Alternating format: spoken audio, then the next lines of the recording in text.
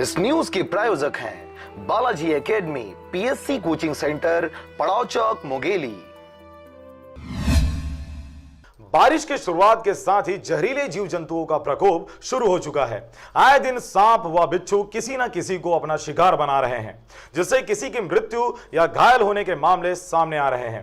मुंगेली जिले में पिछले कुछ दिनों में दर्जनों लोगों को सांप या बिच्छू द्वारा अपना शिकार बनाया गया है। शुक्रवार को भी हथनी कला के खेत में काम कर रहे एक किसान को सांप ने काट लिया, जिसे आनंद फानन में परिजनों द्वारा जिला अस्पताल में भर्ती करवाया गया, जहां उनकी हालत खतरे से बाहर बताई जा रही है।